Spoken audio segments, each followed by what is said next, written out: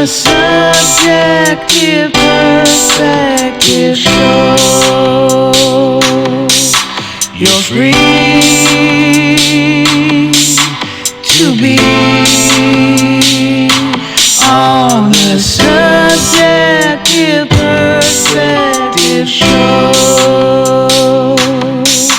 You're free like we on the Subjective Perspective Show.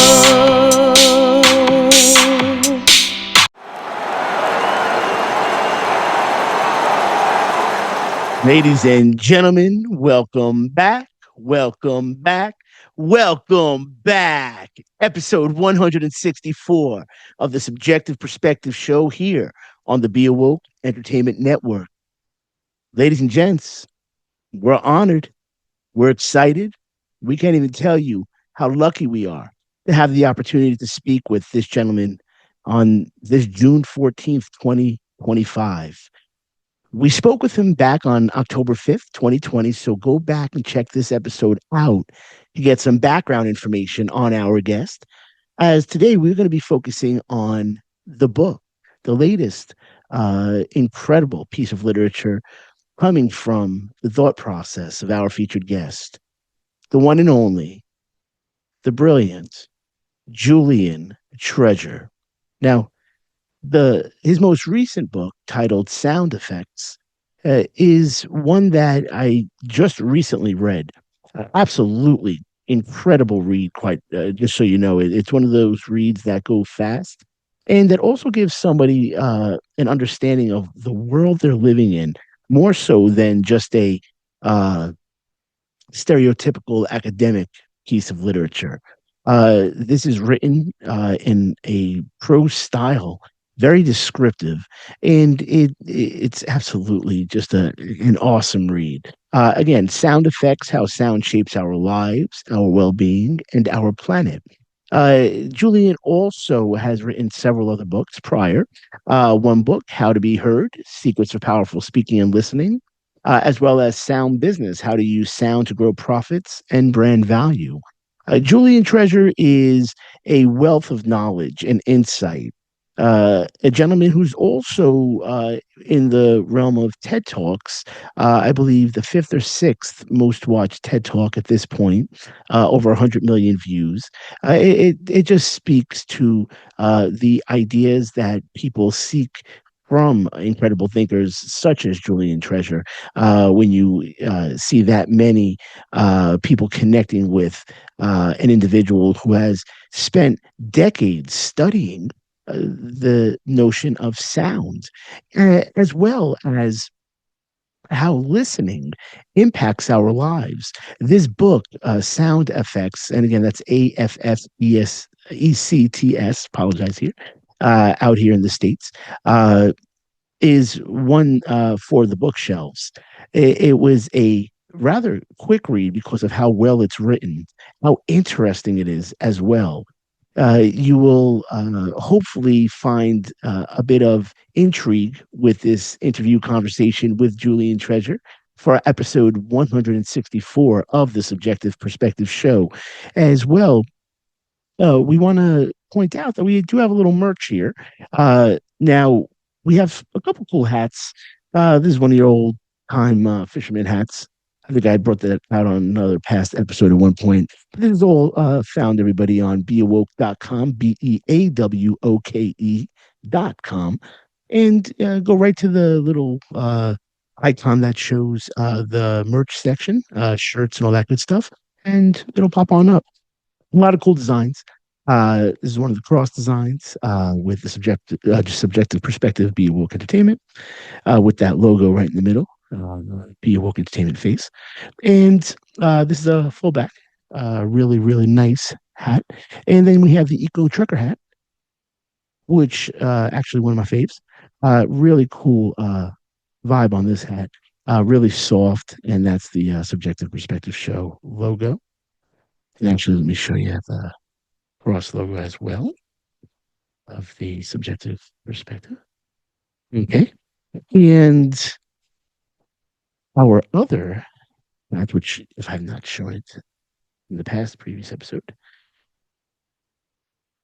TSP, made in the USA, obviously, born and raised out in the States, and some cool gear also, everybody. Really cool, tank tops, stuff like that. Okay. And we have these cool jerseys that just came in. Basketball jersey as well as a baseball jersey. And these show TSP on the front and on the back. The old logo, subjective perspective, so forth. To be a woke entertainment face. And finally, the baseball jersey, which is super cool too. TSP on the front. Logo on the back. Button down also. So this could all be found on beawoke.com.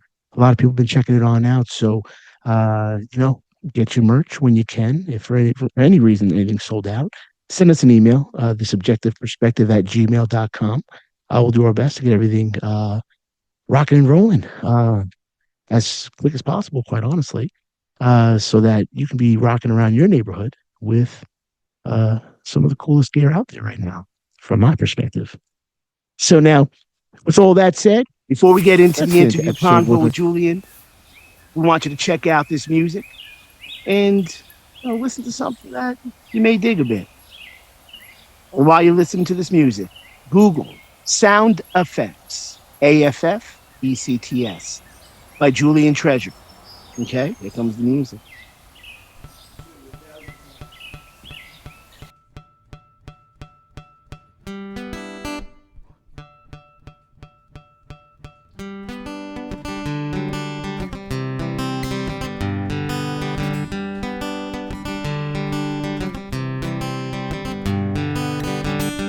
Moving forward can take a lot of time. Better pack your bags, cause you might lose your mind, and that is hard to find.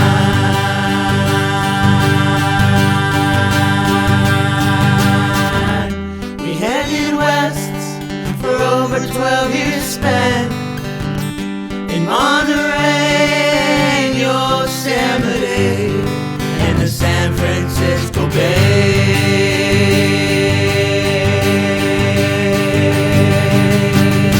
I always learn the hard way, I can't just get it right. One thing I can tell you, baby, it takes a lot of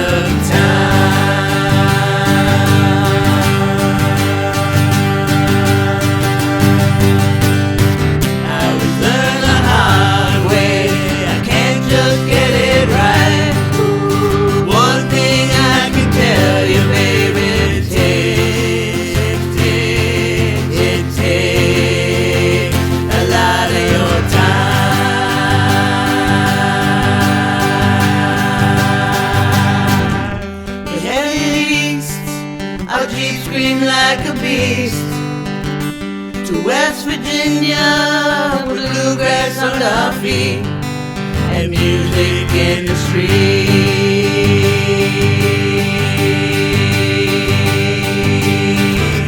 Pink elephants are flying high in the sky. The paint droplets bless this home tonight. Our love is out of sight.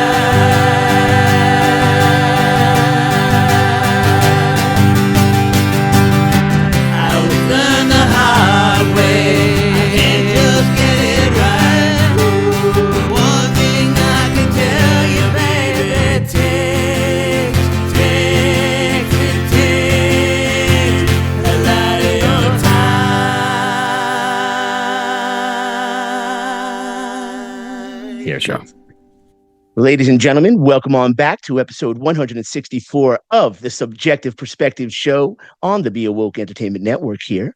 Great music coming your way. And as you can see, we have the incredible writer, orator, and thinker here with us, Julian Treasure for episode 164. And we had Julian, we had you on October 5th, 2020.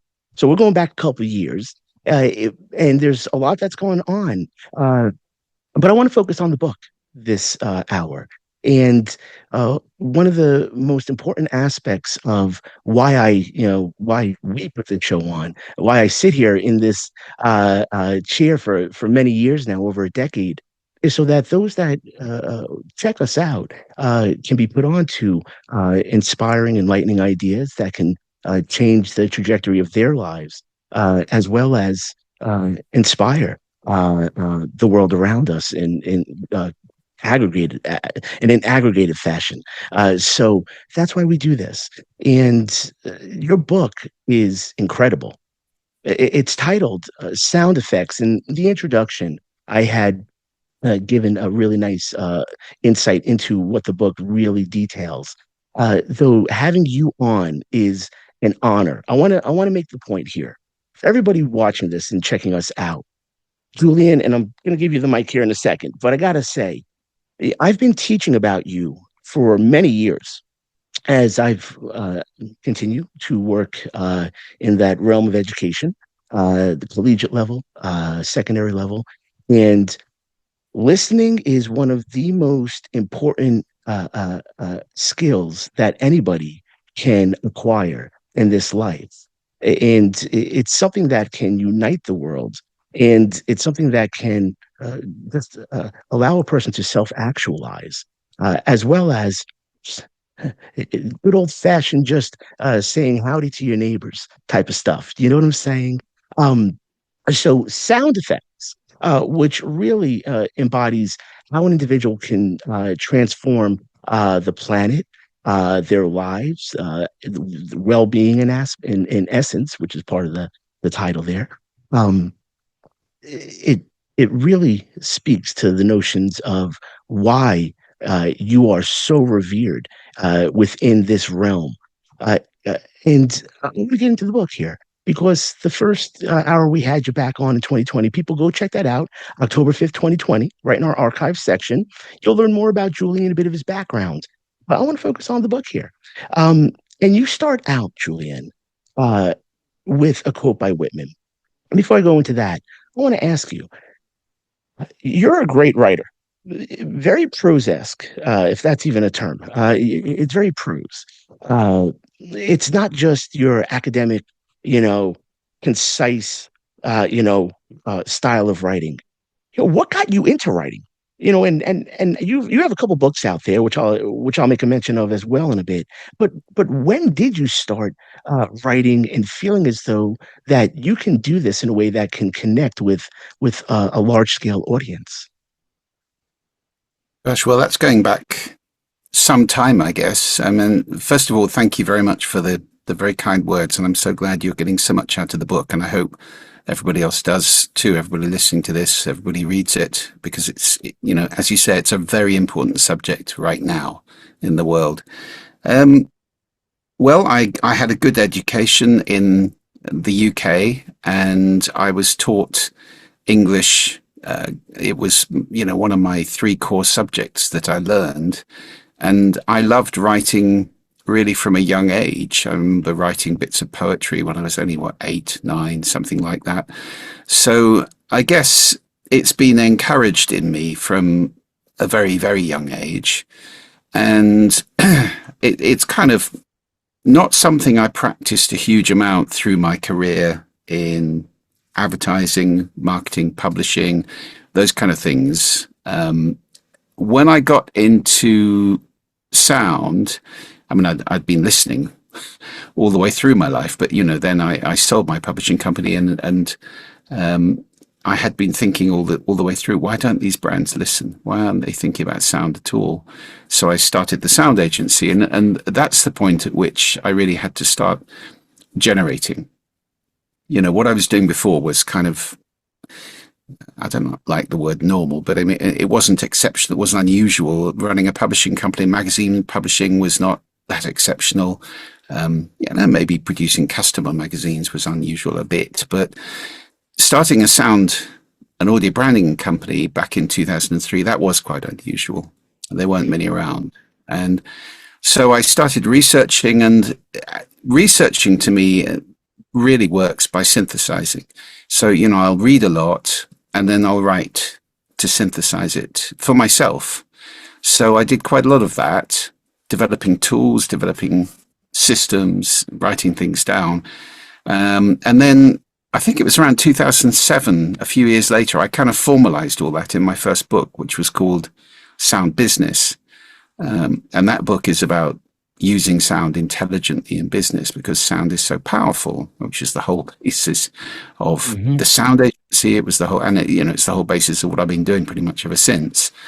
So I kind of developed that model of the 4 effects of sound, which then I got the chance to do as a TED Talk, which led to the rest of the TED Talks and so forth. And then there was this kind of epiphany that happened as I was going through the TED Talks and working on brand sound with all these companies, saying, how does your brand sound? Let's have a look at that. Let's look at telephone sound, or sound in physical spaces, and so on and so on. Sonic logos, advertising sound. And, I thought, it suddenly became clear to me the reason these companies don't think about sound at all is because they're full of people who are not listening. Full stop. And so my third TED Talk became about listening. That was 5 ways to listen better. I think it was called something like that. And I went on to do one about architects, asking them to listen. And then the final one was the one about speaking, which is the one that went completely ballistic and has been seen, interestingly, by at least 5 times as many people as the TED Talk on listening. Indicates So something cool. to me. So I wrote a book at that stage, and that's 2017, I think 2017, the book came out, How to Be Heard, which I have to admit was a slightly misleading title because half that book is about listening. And so I was kind of using the TED Talk as a Trojan horse there. I mean, yes, it's very much about speaking. It has stuff about presentation skills and how to use your voice, the vocal toolbox, how to do good content, all those things. But it does also have quite a lot in it about listening. So that's where I got to then. And then last year I closed the sound agency. Really, I'd had enough of walking around shopping malls, listening to squeaking escalators and things like that, and doing audit reports and helping organizations with audio branding. That wasn't enough to me, because the underlying problem seemed to be much bigger than this. The underlying problem is the world is not listening. And that's having devastating effects, which we can see all around us in politics, in conflict, in broken relationships, in the appalling statistics for depression, neurosis, anxiety, and particularly among young people. So that kind of really spurred me on. So my mission in life now is to generate listening in the world.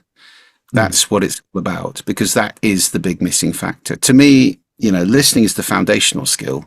Speaking is fantastic, but what's the point in being a brilliant speaker if nobody's listening? That's where it is. Absolutely. I always say, what's a musician without their audience? Yeah, exactly. And, musicians, I know, you're one, and musicians listen to the world in a slightly different way, excuse me, to non-musicians. In a more acute way, you have to listen to all the other instruments playing at the same time. Everybody else in the band, the orchestra, the group, whatever it is, you have to listen to them all. So it's a multi-track listening, and it's very appreciation in Rasa, Yeah. the appreciation aspect. That's right. Receiving, appreciating. Exactly. Like Exactly. Oh gosh, I didn't mean to cut you off there. I had to say that though. Well, it's nice you remember Rasa.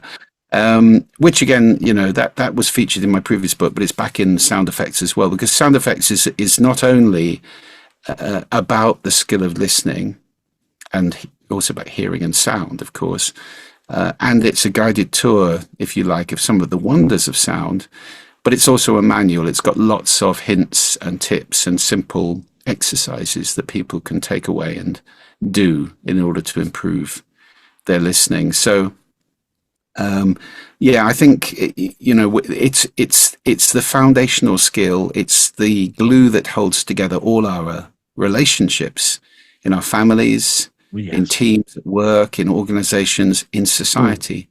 mm.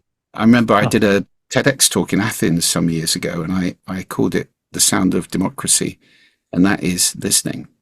Because without listening, we don't have understanding. Without understanding, how can we live next door to people with whom we fundamentally disagree? And that is the need to have a democracy. You know, you have to, if there's 51 of you and 49 of me, it's your rules, and I have to live by them. And there's no point me railing about it or getting aggressive or violent or anything. I mean, that's the route to anarchy and conflict, and we've seen that. And that, you know, the end of that road is what happened in Rwanda, where one minute you're next door to a neighbor, and the next minute you're murdering them with a machete.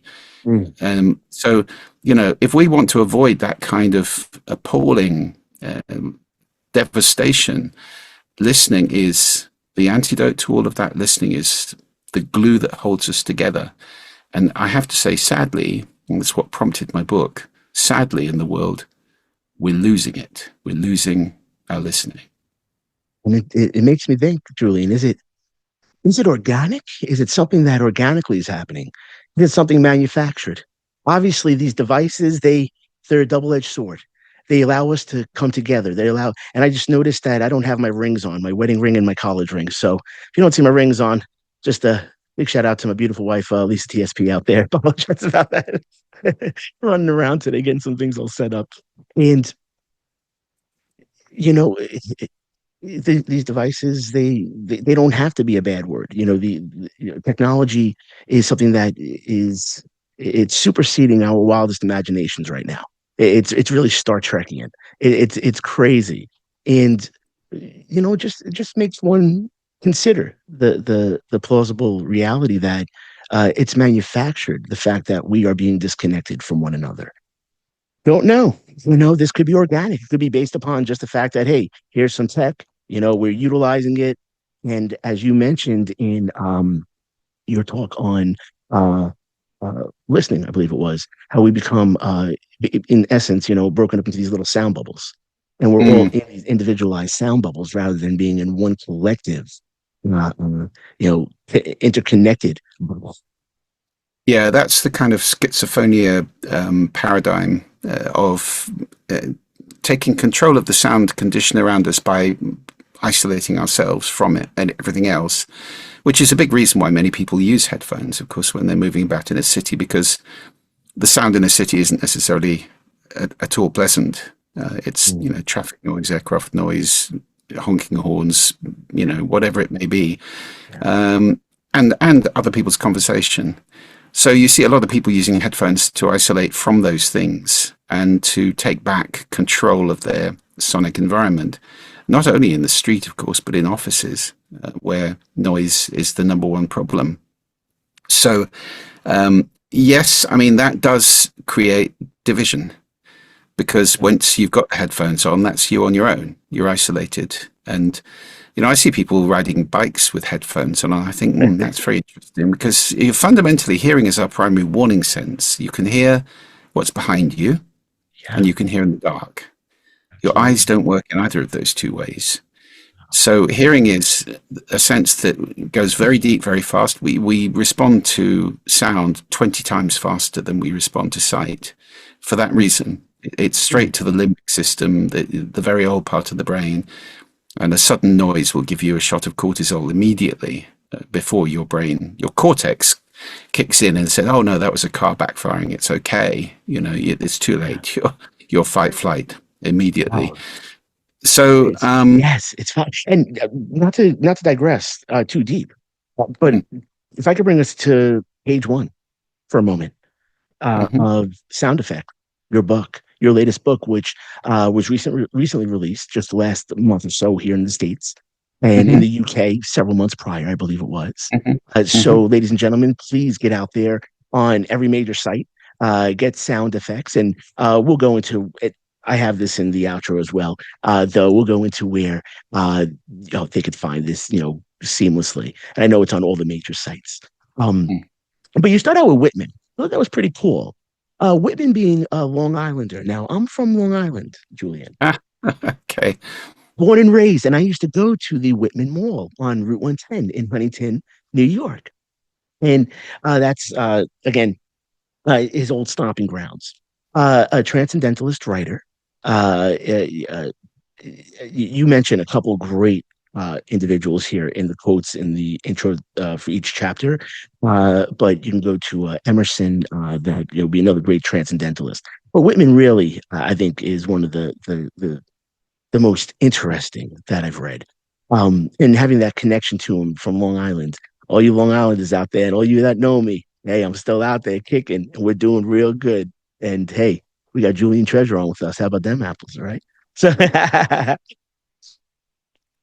quote, I think I will do nothing now but listen, to accrue what I hear into myself, to let sounds contribute toward me. End of quote. Yeah. I just thought it was very cool that you chose Whitman. And that's why I opened up, Julian, wondering, your style of writing. Are you a bit transcendentalist? You're definitely a poet, no doubt. As you mentioned even earlier, as you would write poetry early on. Curious, why Whitman? Why did that stand out to you? Why did you want to start the book out? I love that quote actually because to me, listening is essentially humble, and it's not a passive thing.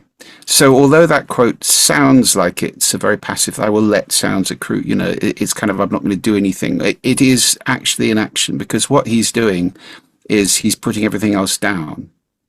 He's being quiet, and that is an action. So listening is not nothing.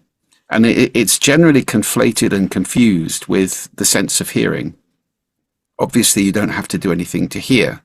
You do that automatically as best you can. I mean, there's 1 in 4 of the world's population with hearing damage now. And I talk about that quite a lot in the book, about noise and its effects on us, and, the devastating effects of deafness and hearing damage in the world, and what to do about it. But what he's saying is it's not nothing, it's not hearing, it is putting things down and getting into a space of quietness and receptiveness, which is a decision, it's action. So I talk a lot in the book about how listening is a skill, it's work, it's an action, and it's a skill that we completely disregard in the modern world.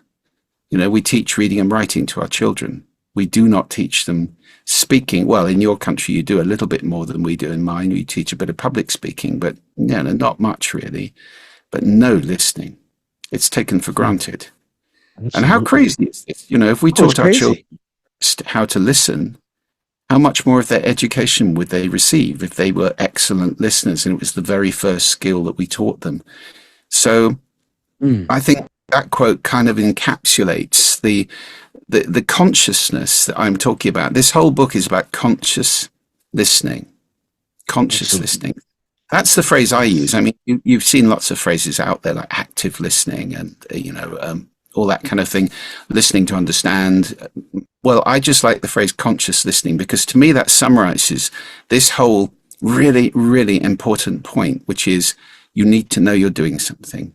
It's a decision. It's an action. It's conscious.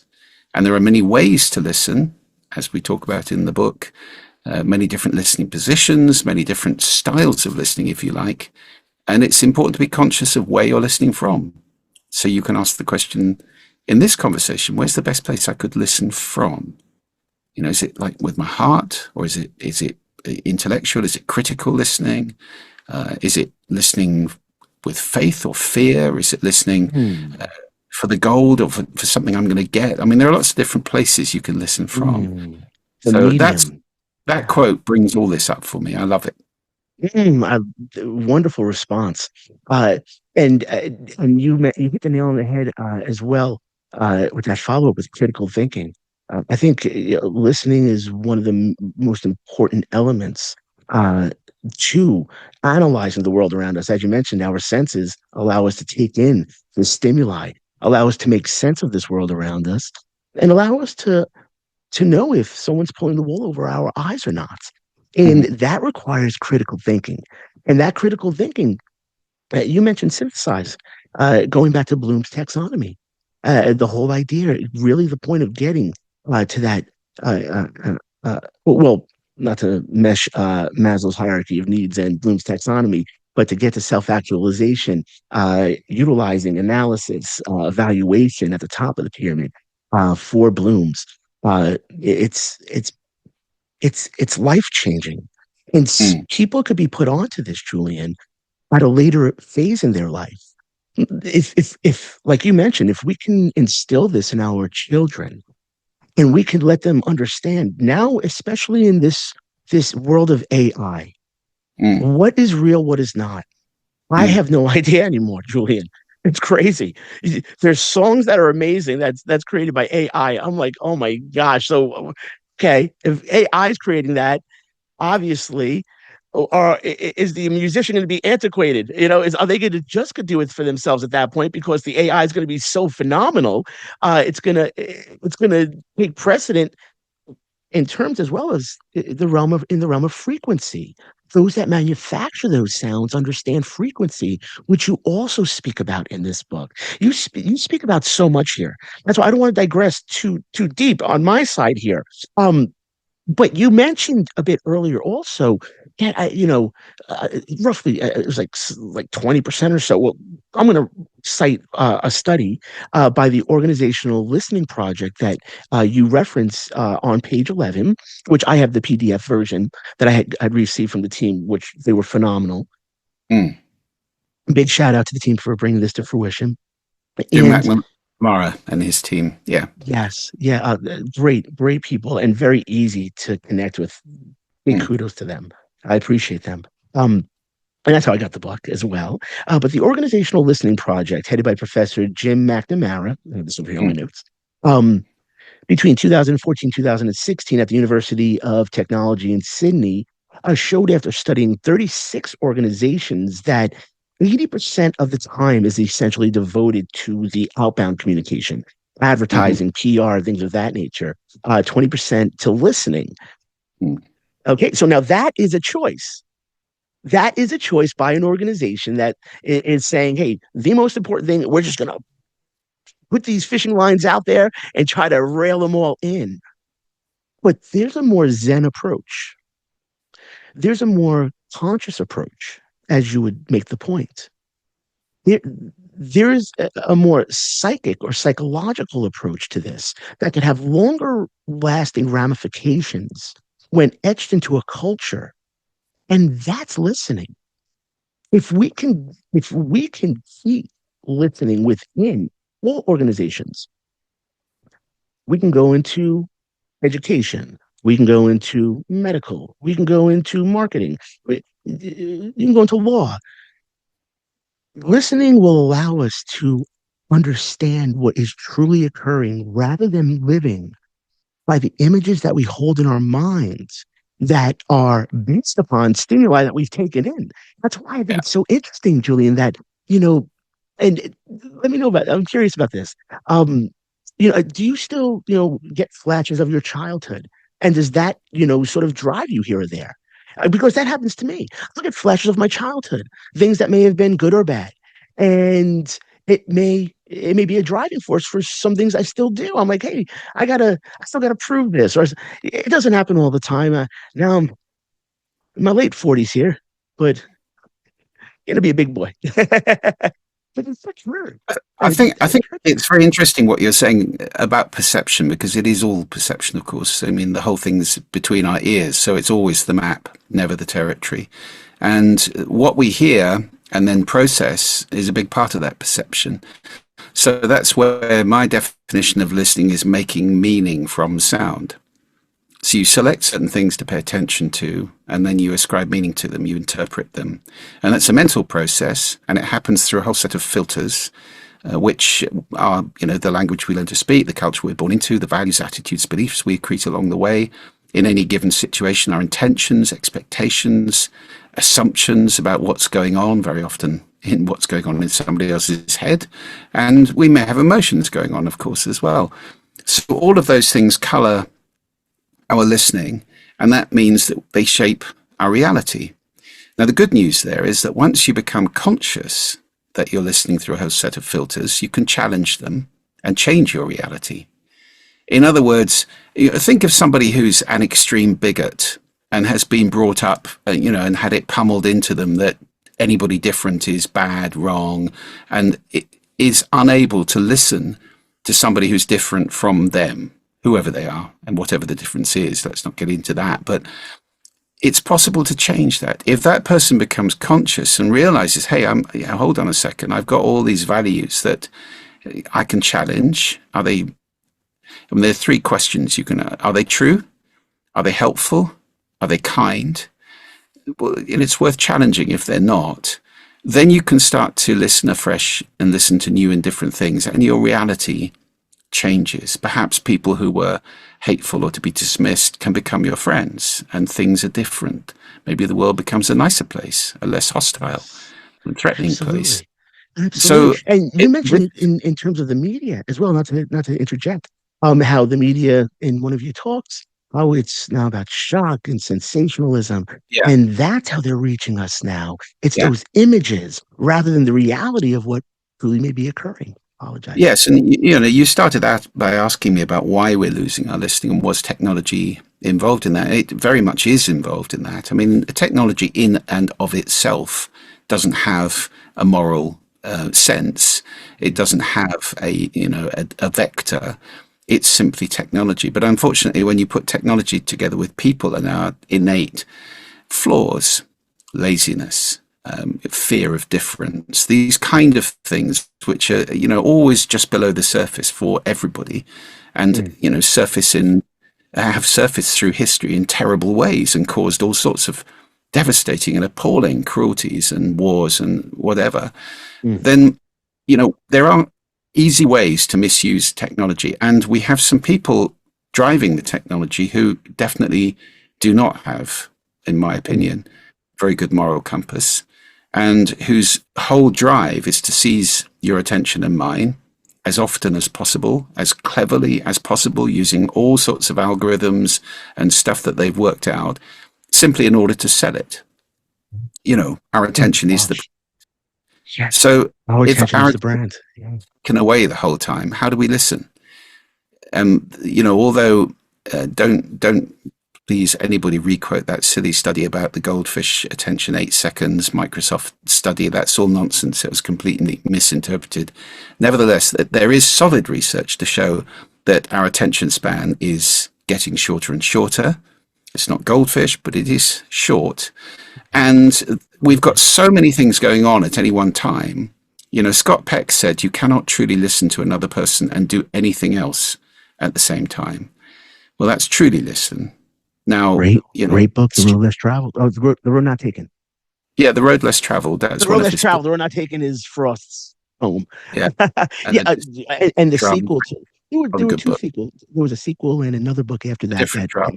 Yes, great, phenomenal writer, Scott Peck, MD, Psychology of Love, Discipline, and Spiritual Growth. Phenomenal. Yeah. Great reference. And we can't do that the whole time. And the point I'm making is to be conscious about how you're listening, and is it appropriate? Is it helpful in this situation?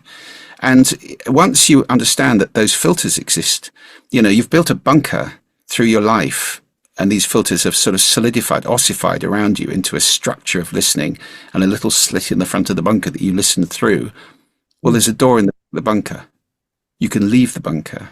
You can move to a listening position entirely and really free yourself of these restrictions and become conscious of your listening. And of course, conscious of the listening you're speaking into, because everybody's listening is unique. And that's the other really important thing to get. Yes. There's so much in this book, Julian. Let me just rattle off the chapters. The chapters, the titles are great. Chapter 1, How We Hear. Chapter 2, How Sound Affects You. Chapter 3, Sound Understanding. Now, this is where it gets fun. Chapter 4, please correct me if my pronunciation is off. Biophony, if I am correct. Chapter 5, Anthropophony. Anthropophany. Apologize. That's right. Chapter 6, The Sound of Tomorrow. Chapter 7, Geophony or Geophony. Geophony. Geophony. And chapter 8, Cosmophony. Cosmophony, yeah. And now, what this is, ladies and gentlemen, in essence, biophony is how the sounds that are elicited from non-human or organisms, in essence. Yeah. All the other living animals. things. Yeah. Yes.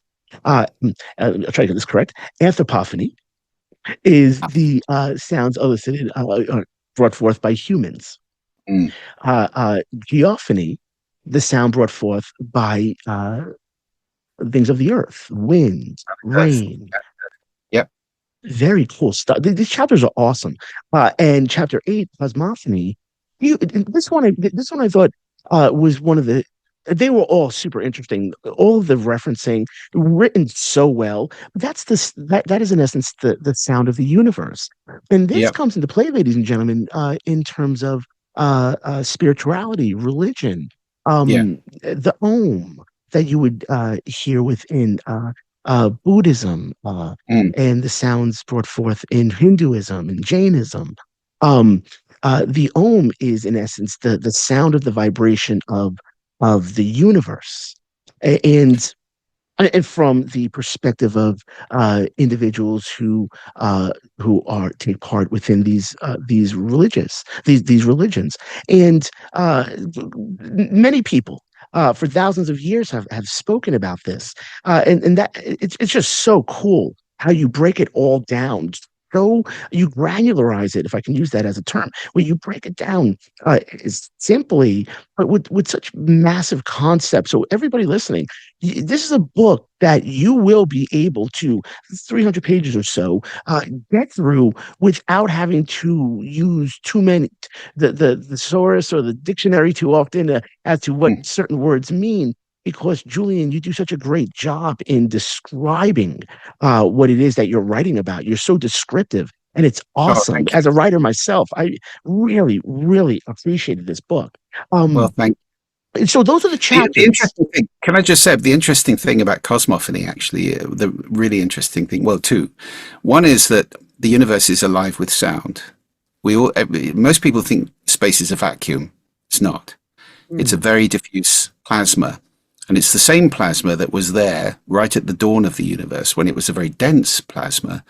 And what's very interesting about, and you know, the plasma, although it's very, very diffuse, a very low frequency sound with wavelengths, I'm talking about light years wavelengths, very, very low frequency sound, can perfectly well travel through a diffuse plasma like that, even if it's only bumping into an atom every, a few hundred meters or whatever it may be.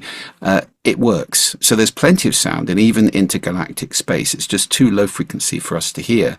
And what's fascinating about the universe and sound and spirituality, you were just making that link, is that we're all children of sound. Now, I don't think I used that phrase in the book, but that's the truth. There are lots of spiritual and religious traditions which have the universe being sung or spoken into existence. In the beginning was the word, those kind of things. Many spiritual traditions have the sound being created first. And it's true, because the beginning of the universe, it was a hot ball of plasma, and you wouldn't have seen anything because photons couldn't escape. They were being destroyed as quickly as they were created. But it was full of sound. There were some tiny quantum fluctuations at the very beginning of the universe, which were then amplified by sound waves. And if those sound waves hadn't existed in the early universe, we would not have the different densities that then condensed, gravity did its work, condensed into stars, galaxies, and us. So without that sound, we wouldn't be here. It would have been just a homogeneous, completely featureless ball of plasma that would have expanded out and nothing would have happened. Sound created us. So that's a pretty wonderful thing, I think. Oh, that's fascinating. It evokes so much in my thought process. I had a conversation with Brian Greene back in 2007. One of the individuals who brought, yes, the Elegant Universe. String theory, yes, sir, yes, sir. And all by happenstance, I was teaching in Harlem, New York, 2 blocks from the Apollo Theater, and was with the gentleman who I was teaching with also, who was also a pastor at his church down somewhere in Crown Heights, I believe it was in Brooklyn, somewhere, or Canarsie, somewhere down in Brooklyn. And we were in a professional development, uh, uh, had a professional development day, went down to Chelsea Piers, and there were a bunch of speakers. So I saw that Brian Green was on, and I was just about getting into string theory at that point in my life. And I was like, hey, man, you got to check this out. And we were talking about a bit of the ontological argument, the existence of God, all that fun stuff. And I was like, hey, listen, man, this guy's really interesting and really down to earth. Um, so this is a really cool story, actually. So I walk in, so they had like different cubicles, and you're a professional speaker, you know how it goes. Sometimes you'll have like some cubicle walls, they won't be like theater walls. So there's different cubicles, and there was sound engineers, and I just asked one of the gentlemen, I said, hey, do you know if Brian Green's going to be here or what time? And he's like, actually, we're about to do a sound check with him right now. He's on stage. I was like, this is crazy. Now, this is before like really the advent of like internet in our faces. Like the internet was there definitely, but I don't even think I really knew what he looked like. I think I probably had seen him here or there in like a documentary, but it wasn't 24/7 reading stuff on a gadget. So I was like, oh wow. So I just thought to myself, I'm going to walk down and I'm going to talk to him. So I just walked on down the aisle, put my hand out and said, hey, my name is Nick Josie, and he said, "Hi, I'm Brian Green." Put his hand out. He was so, I just want to say this, Julian, and for the world, anybody who knows Brian Green's work, he was so kind and he was so gracious and down to earth and wanted to talk to me. And we talked a bit about string theory. And this is something that him and an incredible jazz musician who's a friend of ours, friend of mine, friend of our shows, David Amram, one of the original Beat Generation members with Jack Kerouac. He's the original musician with Jack Kerouac. He was the French hornist, the original musician with Jack Kerouac in the 1940s in the coffee houses in New York City. We had Dave on the show twice, really, really good episodes. But Dave told me one time he got lucky to meet Jack and those boys. And Brian said to me, he said he got lucky to get into string theory and to had basically taken some ideas that other scientists had in the 60s, and he extrapolated upon them, elaborated on them, perhaps would be the better term, and furthered the research and filled that gap in knowledge. So luck is so interesting too, how it plays into our lives, Julian. That's one thing I want to put out there. But that talk that he gave was really cool because he the gentleman who I was with, who was the pastor, he was not pushed away by it, by what Brian was talking about. It was actually sort of like I think Scott Peck speaks about George Lemaitre bridging the worlds of science and religion. Is that Peck that talks about that in I think it's Peck early on in the first book that we just mentioned, The Road Less Traveled. And I say that so silly because I always get that in Frost poem twisted in my head. But that's something that I always think about. How science doesn't have to negate religion; that these could work hand in hand in a way. Oh yeah. Yeah, for sure. Nick, I think what's very interesting now that you brought up string theory was in the chapter on biophony, I start off with the smallest things. And this was stuff I really didn't know before researching the book. I did not know that cells sing. That is amazing. Cells are making sound. And it's now clear that cells listen as well. They sense sound so that they respond to sound. That's the very smallest. Sonocytology you write about. Sonocytology on page 76. And page 266 was the piece on plasma that you write about. I just want so people have references. I actually made Sure. notes on everything you're talking about here as Brilliant. I've read through the book. Phenomenal, as I've mentioned. Such a So, good read. there was this great story about these yeast cells that they picked up this noise using an atomic force microscope, which is actually like it's like a Yes. stylus of a record player. You can't AFM. you can't see at that level, isn't it? Because the frequency of light is not short enough for us to be able to see things that small. But you can detect them with this kind of incredible little tiny stylus. And they detected this sound. I think it's at kilohertz, wasn't it? Something like that. And they thought, oh, that must be an artifact or something. So they put alcohol onto these yeast cells, which then screamed and died. So that created some pretty good headlines. What do you know So, about? I apologize, and I didn't mean to jump on in there. I'm going to ask you something once you're done with your thought process. okay, well, so that's fascinating. But obviously, if you go down below that, vibration continues. It continues in molecules. Molecules are vibrating, and atoms are vibrating, we now know, which probably means that the particles within atoms, the quarks and so forth, they're all vibrating. And if you believe the string theory that Brian Greene espouses, the very smallest building blocks of all are vibrating strings. So think of it like that. You're an orchestra with a huge string section playing something. And I write in the book about the thesis that health may be very associated with harmony, which of course the ancient Greeks believed a great deal. They talked about harmonia. It was about the harmony of the spheres being reflected in music. They thought music was valuable because it was a pale imitation of the glorious harmony of the universe. But I think probably after thousands of years of sound therapy, and now we know music therapy is very effective. There's a huge amount of research on that. It's quite interesting to speculate that perhaps we're going to discover, hey, there is something in this after all, that these external vibrations have an effect on us, which wouldn't surprise me at all. We are half water, which conducts sound much better than air.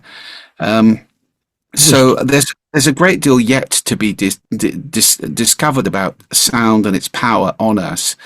And it's just, to me, more grist to the mill. It's more reason to listen more carefully and to take responsibility for the sound that we consume, as well as the sound that we make. Now, Julian, I don't know if you're able to read my mind here a bit, but when you mentioned we're water, yeah, and so forth, I was gonna apologize. I was going to refer to Professor Emoto and the water molecule experiment. Are you familiar? Which I'm Yeah, sure. not What's your convinced, take? but I am familiar. Okay. Absolutely understand.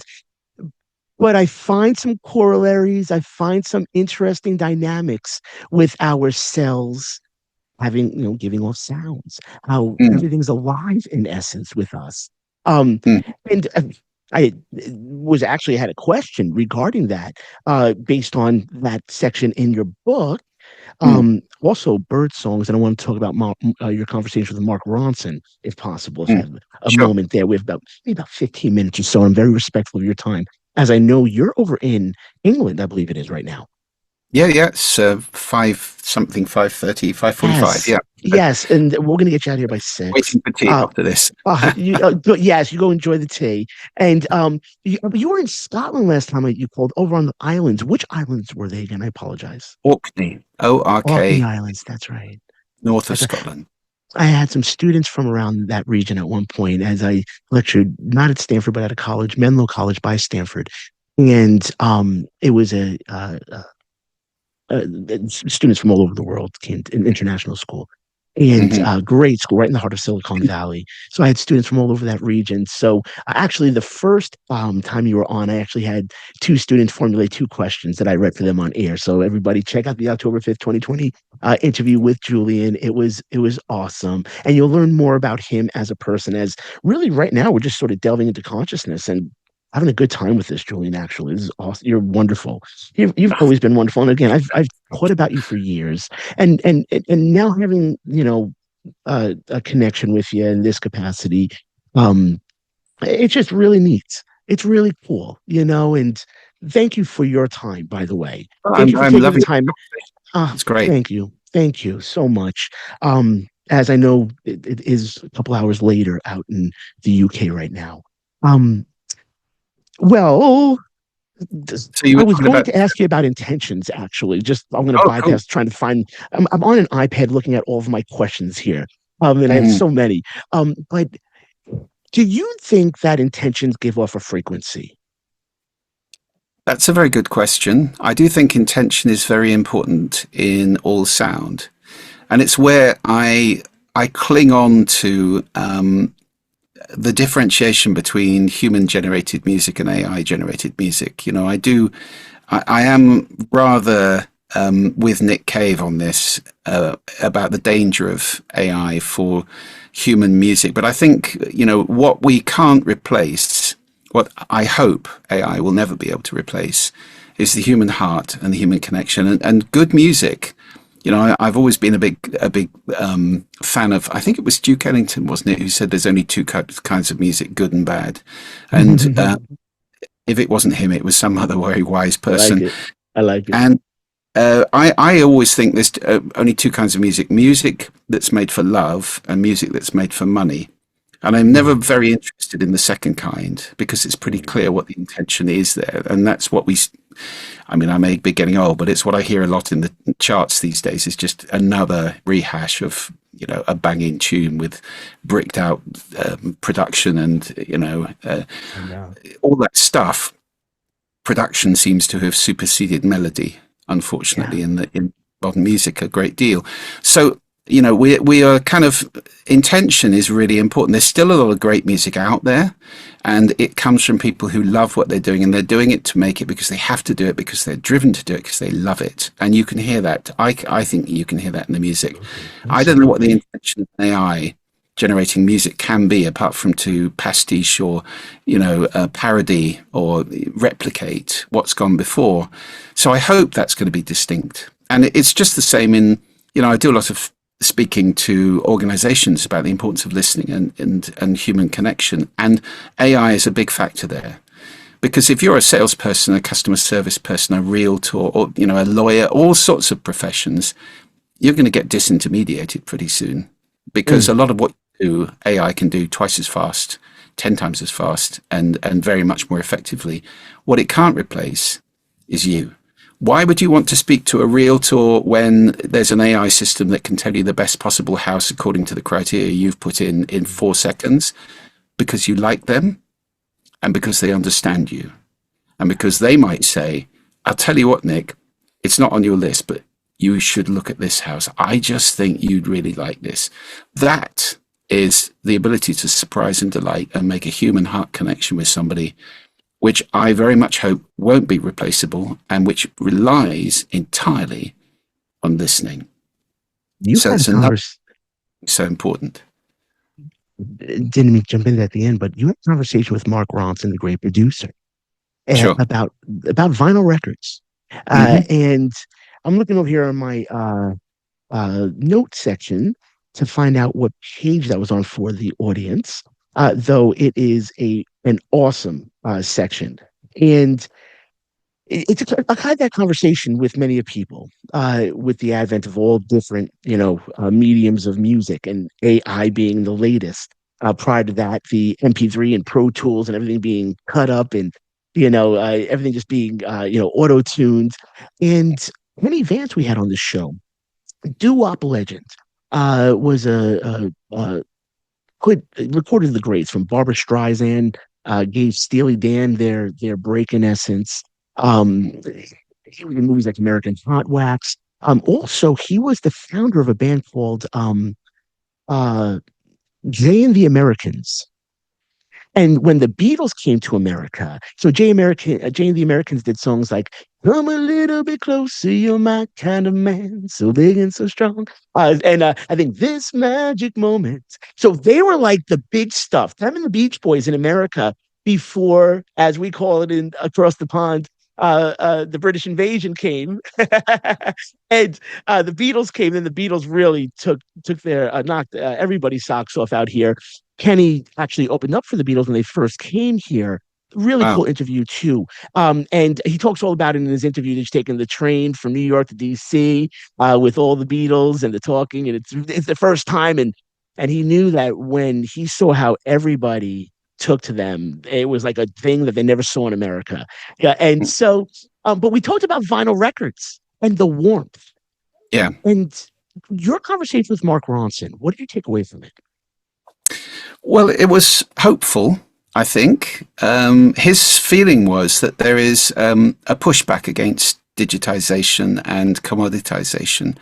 And against the process, he was talking about the process where an artist will employ 10 different producers on an album and end up with a competition between the producers for the bangingest track, which just means it's all just so loud, it's all just so full on.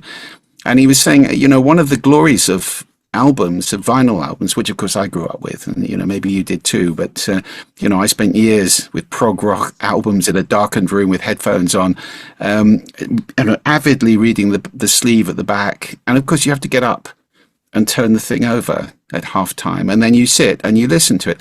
And as Mark said, it's the shitty tracks that make the great tracks stand out. You have to have peaks and valleys in order for the thing to live and have dynamics, not just dynamics in terms of the volume or the intensity of the music, but the quality or what it's saying, the pace, everything about it, the emotional load of a song. Maybe there's a sad song followed by a joyful anthem or something. That makes all the difference. And you're then dealing with a piece of work, an oeuvre, if you like, which is as the artist intended it. Now, the sad thing a lot these days is that young people don't even know who a track's by. They listen to, there's a good tune, bang, on to the next one. And they're not even making an association with the artist and exploring that artist's whole work and so forth. Not always. I acknowledge movements like the Swifties and so forth. There is still this kind of artist worship out there, but a lot of it is playlists. And particularly when you've got Spotify padding out playlists with artificially intelligent digital non-artists that don't exist at all in order to save the royalties. Yeah, it's getting quite scary out there. And I think if he's right, he was saying there's this resurgence of vinyl and also physical books among younger people. They're moving away from Kindle and back to an actual paper book, moving away from Spotify playlists and back to a vinyl album that you can actually hold. I think that's very promising. I hope that's true, and that we are, we're seeing the regeneration of a love for physical, beautiful products. And certainly, I think with some of the artists I enjoy these days, particularly at the moment enjoying Stephen Wilson's work, and people like him, they have this continuum of relationships. Yep, you can stream a track and pay him 0.00001 cents for it or something, or you can go up to the box set, the deluxe box set with colored vinyl and different CDs. And he does everything in spatial now, which I talk about in the book a lot. So it's all 5.1 or Atmos mixes and DVDs and so forth.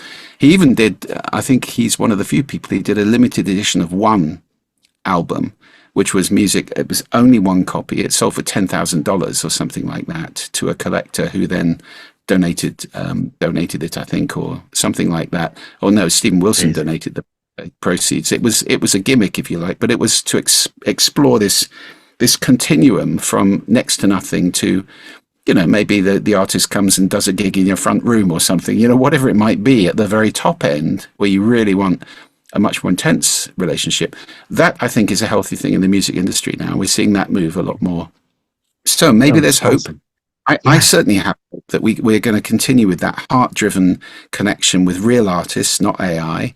Yes, AI can bring stuff like what's at the top of the charts, 10 a penny, or what you hear in a hotel, the kind of bland lounge, kind of endless music. It's the new elevator lounge music. It's the new elevator music. Yeah. And the world's studios and bedrooms are full of people using Ableton Live to, create stuff like that with samples and just churn it out. And it's designed to be not very offensive and just on in the background while you're having a cup of coffee and talking to somebody in a hotel lounge or lobby. Well, that's fine. That's not interesting.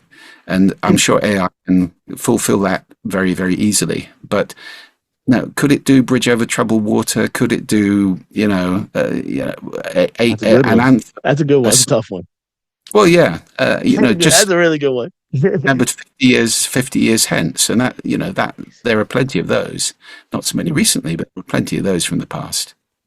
Julian, first off, we have about 2 minutes, and as mentioned, I am super respectful of your time. So that's why what I'm going to do here, so to expedite us towards the closing of the program for the day.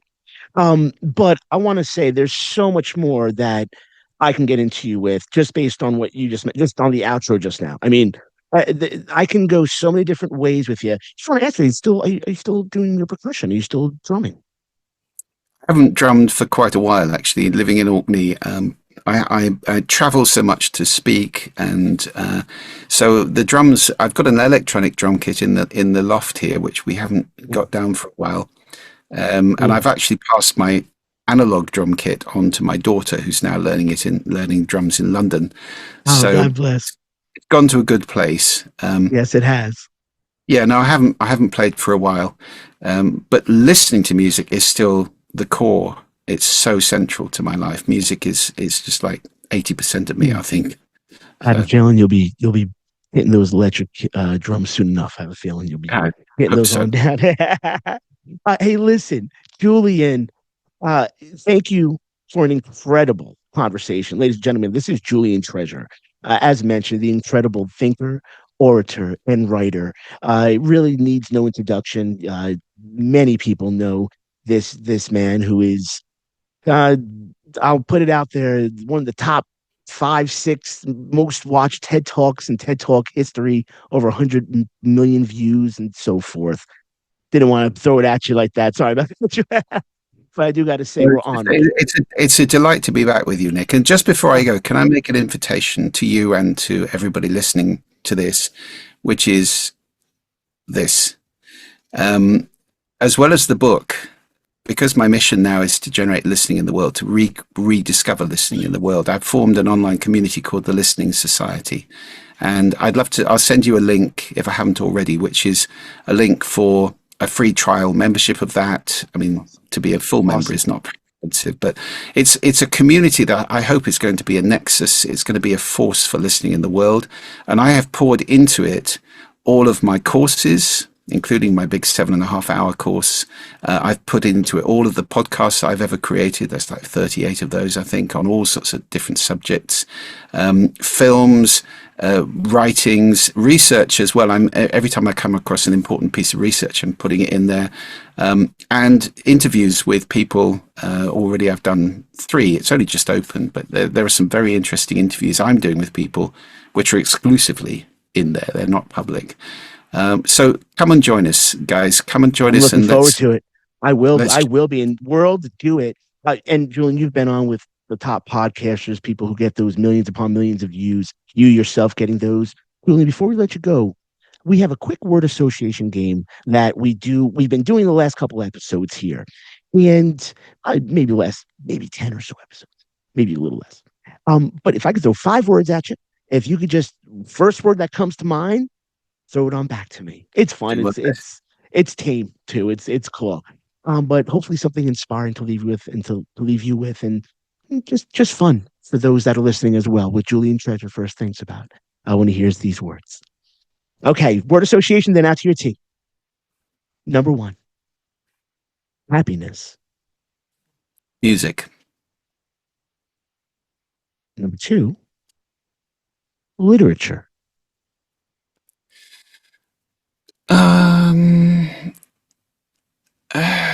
I think, well, yeah, I've got 2 words coming up, which are love and time. Awesome, awesome. Number 3, listening. Life. Mm. Cool. I was wondering what you were going to say about that. That's cool. Number 4, the UK. Problem. Like, you've got problems over there, we've got problems over here. I mean, it's a country I love, but problem at the moment. And number 5, and the final, family. Love, definitely, and joy. And I'm just going to see the little ones. I've got 10-year-old and 4-year-old daughters, and they are just such a delight. So I'm going to make them some beans on toast, I think, and make them happy. Oh, go enjoy. Julian Treasure, episode 164, the Subjective Perspective Show on the Be Awoke Entertainment Network. An absolute honor. Julian, thank you for everything. And ladies and gentlemen, Julian, your book, Sound Effects, where can people find that easiestly right now? Most easy. Pretty much anywhere in the in all the usual places. And I should say, look, you want a world exclusive? Now, that is the Italian version, which just arrived today, and it's very exciting to see. And we've got Japanese, German, and Mandarin coming very soon as well. But as you say, the American version, which is called Sound Effects, and that's with an A, guys. Sound Affects, as in sound affects you. That's just a couple of weeks out. You can get it in all the usual places. Anywhere you buy books, it'll be available. So hope you enjoy it. Let it change your life, ladies and gentlemen. Julian Treasure, change mine. His ideas live in me.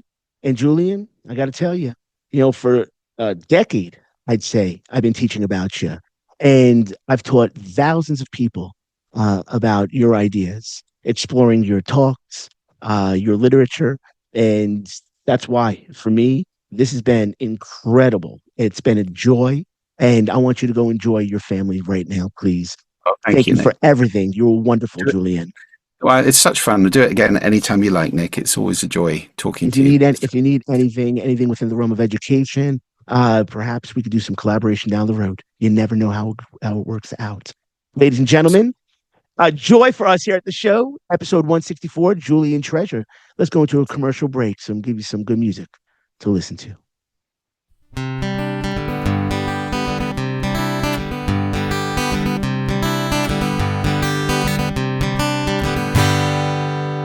Staring at that bone on the ground. I've been beat up, I've been let down, but I'm never gonna let it stop me in my tracks. The last thing I'm ever gonna do is look back. Been beat up, been let down, got my ass kicked all around these towns, but I'm never gonna let it stop me in my tracks. This train's a locomotive, it ain't a turning back. I sing my words and I sing them real high. Like them birds, you can watch me fly over the ocean, under the stars at night. I'm ready for landing, I'm feeling alright. Staring at that bone on the ground. I've been beat up, I've been let down, and I'm never gonna let it stop me in my tracks. The last thing I'm ever gonna do is look back. Been beat up, been let down, got my ass kicked out in this big town, but I'm never gonna let it stop me in my tracks. This train's a locomotive, it ain't turning back. I play my chords and I play them just right. Out in the valley, under the stars at night. Like them birds, you can watch me fly. I'm ready for takeoff, I'm feeling alright. Staring at that bone on the ground. I've been beat up, I've been let down, but I'm never gonna let it stop me in my tracks. The last thing I'm ever gonna do is look back. Been beat up, been let down, got my ass kicked out in this small town, but I'm never gonna let it stop me in my tracks. This train's a locomotive, it ain't a turning back.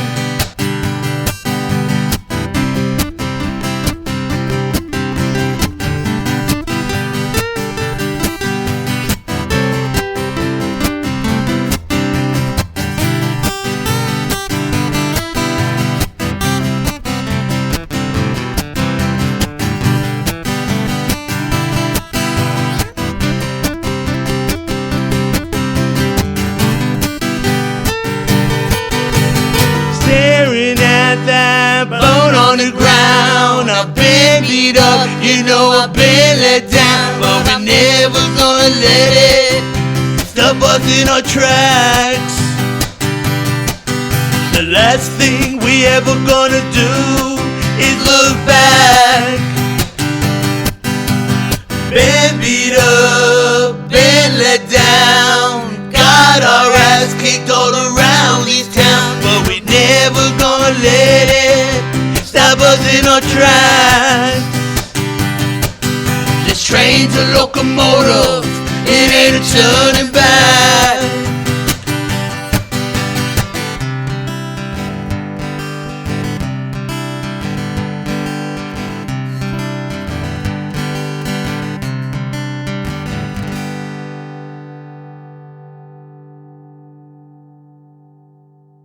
Ladies and gentlemen, welcome on back. Episode 164 of the Subjective Perspective Show. And hey, I tell you, that was an incredible discussion with Julian Treasure.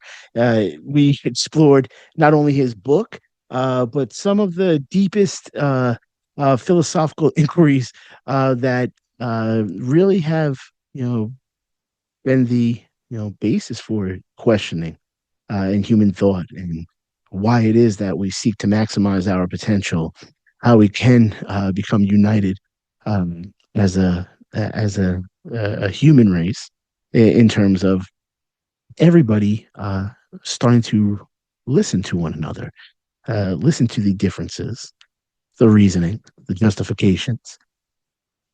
And I think what Julian says in the realm of kindness, speaking from that place of kindness, it's one of the most critical elements to creating a bridge in order for us to learn how to agree to disagree with one another. It's an honor to have this time with Julian Treasure. We hope that you enjoyed this. I got to tell you, episode 164, incredible for us here at the studio, the Be Awoke Entertainment Network. And again, if anybody would have any questions at all for the show, would want to have any ideas for guests down the road, please reach out to us, the subjective perspective at gmail.com. And for all of you all that have sent in press kits, please know that we've been taking it a bit slower as we run a couple episodes throughout the year at this point, though we may be picking it back up a bit more monthly, though taking our time, as podcasting is an art form. It's an art form of long form discussion and conversation, in essence. And it's something that, we've had many of people, to grace these internet waves, if I can say. And Julian Treasure is one of those people that stand out. Not just an intellect, not just somebody who, obviously is very well known in the realm of oration, being one of the top TED Talks that have been viewed with over 100 million views. But he's also very kind. And you get that sense in this episode. And it's one thing I got to say, after speaking with all of these incredible individuals from around the planet since August 2013, the truest intellectuals were the kind ones. Be kind. because it's the smart thing to do, quite honestly, not to be cliche. But it takes somebody who understands why kindness is important. And sometimes it takes a bit of work. So do your best. It's not easy. But if it's a difficult thing to be kind at the time, just don't add to the difficulties and the miseries, right? Don't contribute to the madness. And that's something that Julian talks about actually in one of his talks regarding speaking, so that people want to listen. In that, he talks about the 7 deadly sins of speaking. One of them, gossip, obviously. A number of uh, uh, aspects that comprise the 7 deadly sins. So I won't go into them here, but check out that talk on TED Talks. It may be about 8 minutes, and it's just fascinating, wonderful. I got to tell you, I'm inspired over here in the studio from Lisa TSP, myself, and all of our loved ones out there checking this out. All of you across this world that we don't know, but you know us through this. Reach on out, send an email on over. We get a couple really nice messages, which is super cool. And check out our past episodes on the archive section. They're up for 24/7 access. And you get your hands on some really cool conversations. People that are historical figures like Bobby Seale. I mean, goodness gracious, going to musical geniuses like Kenny Vance or David Amram, who I actually mentioned on the show, or Speech from Arrested Development, or Mark White from the Spin Doctors. And the list goes on. The interview with David Peel, who has passed on at this point. Barry Maguire, is another great one. Check out some of these interviews and share them along with people that you know. You know, we're no corporate backing, totally grassroots, 100% working class, 100% believing in our vision, 100% trying to inspire you all to believe in your visions so that you can turn your dreams into your realities. Because quite honestly, you can do it. And it's these ideas that we share within the Subjective Perspective Show that we hope live in you and we hope motivate you and give you a sense of direction and realizing we're all on some kind of wild ride, a path. It seems wild at times. But when you focus, you start to listen, critically think, as we discussed in the interview, you realize that you have more power than you think, more ability to steer your future in the direction that you want to see come to fruition. We hope that you stay inspired, and we hope that you feel a bit more thoughtful with the Subjective Perspective. On air over 10 years, very, very grateful to be able to share in your time with some of the most incredible conversations that I've ever been in. Julian Treasure, no doubt about it, up there on the list of one of the greats. Ladies and gents, go get that day.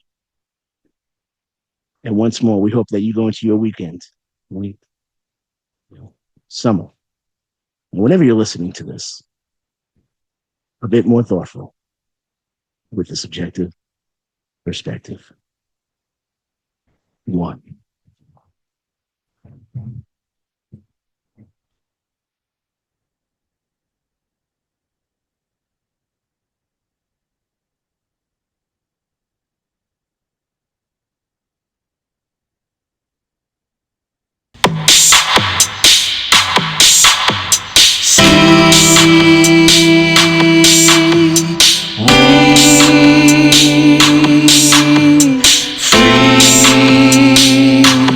On the Subjective Perspective Show, you're free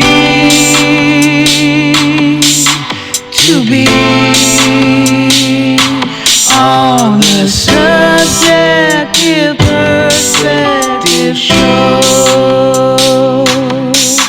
You're free,